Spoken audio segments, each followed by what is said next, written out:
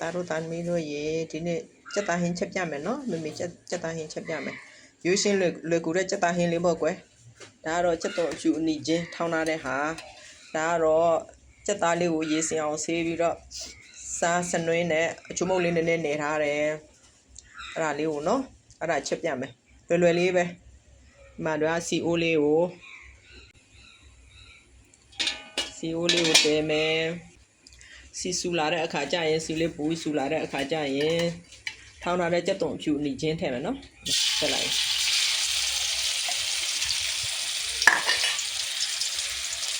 နန်းစီမို့လို့အမြုပ်ထွက်တယ်နော်နန်းစီလေးတုံးထားလို့ဒီနေ့ကနန်းစီထားတော့နန်းစီတုံးနန်းစီလေးတုံးဖြစ်တယ်သားတို့ရမွေးလာပြီကြက်သွန်အဖြူအနီချင်းလေးပြည့်တက်တာမွေးလာပြီဆိုရင်စနွေးမုတ်လေးနည်းနည်းထည့်မယ်စနွေးမုတ်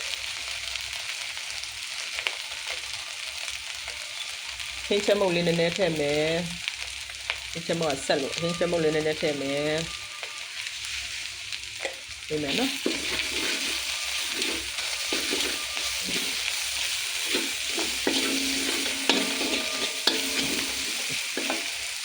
ခုနကတော့အဲ့ဒါလေးချက်သားထည့်လို့ရပြီနော်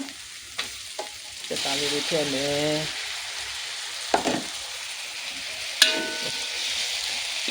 မအောင်မွေးမယ်နော်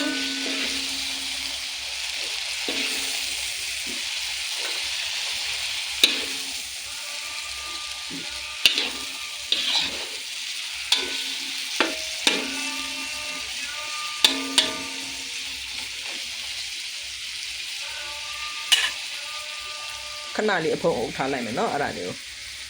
စီတတ်ထားတဲ့ဟာစီလေးနနာတတ်မယ်သားတို့တမေတို့ရစီလေးနနာတိုင်ပူမွေးတယ်ခဏလေးအဖုံအုပ်ထားလိုက်မယ်နော်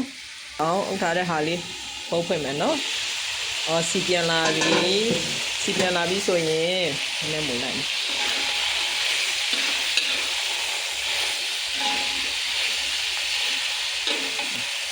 စီပြန်လာပြီဆိုမမေတို့လုံးရည်လေးနည်းနည်းထည့်မယ်နော်လုံးရည်လေးနည်းနည်းထည့်မယ်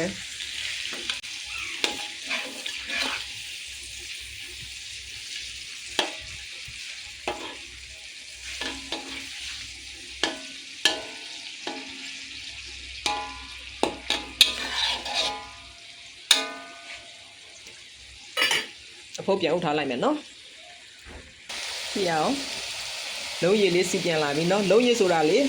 ကျက်သွန်ဖြူနီချင်းကိုထောင်းထားတဲ့ငရုတ်စုံကိုကျင်းထားတဲ့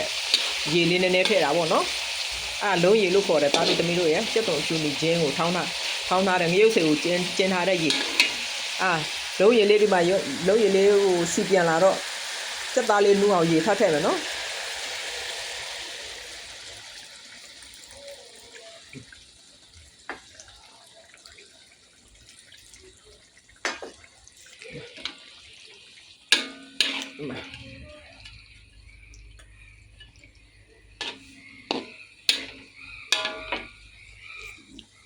ကိုပြန်အုပ်ထားလိုက်မယ်စက်သားလေးနူးအောင်လို့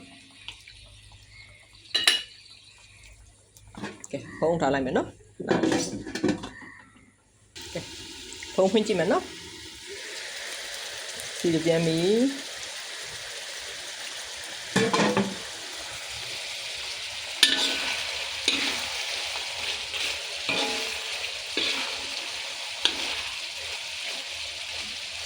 စက်သားလေးလည်းနူးပြီဒီမှာစက်သားလေးလည်းနူးပြီဆိုတော့ရပြီနော်ဆလာလေးမှာဆလာထည့်ရတာမီးမယ်ပေါ့ငါမီးအောင်နော်ပေါ့ငါစက်သားနေရတဲ့ခါလေးထည့်ထားဆိုတော့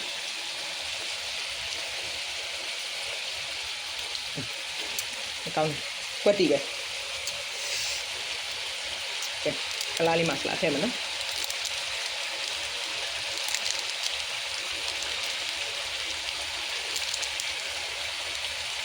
ရပါပြီမိပိတ်ပါမယ်စားလို့ရပါပြီအရသာနဲ့ပြည့်စုံတဲ့စက်သားဟင်းလေးပါကဲအားလုံးအဆင်ပြေကြပါစေတာတို့သမီးတို့နော်ချက်စားကြည့်လွယ်လေးပဲရွေးရှင်းလွယ်ကူတဲ့ဟင်းချက်နည်းတွေပေါ့မေချက်ပြမယ်နော်အဲ့ဒါတွေပဲချက်စားမယ်မဟုတ်လို့ရှိရင်ထွေလီကာလီဆိုတာတို့လောက်တတ်မှာမဟုတ်သားတို့သမီးတို့လောက်တတ်မှာမဟုတ်စက်သွန်ဖြူနေခြင်းစီဒါတွေပဲ အခြေခံနော်ကဲအားလုံးဒီမှာအရန်မွေးနာပဲဘိုက်တောင်စားပြီးအလုံးစင်ကြီးပြေကြပါစေသားတို့သမီးတို့ရေ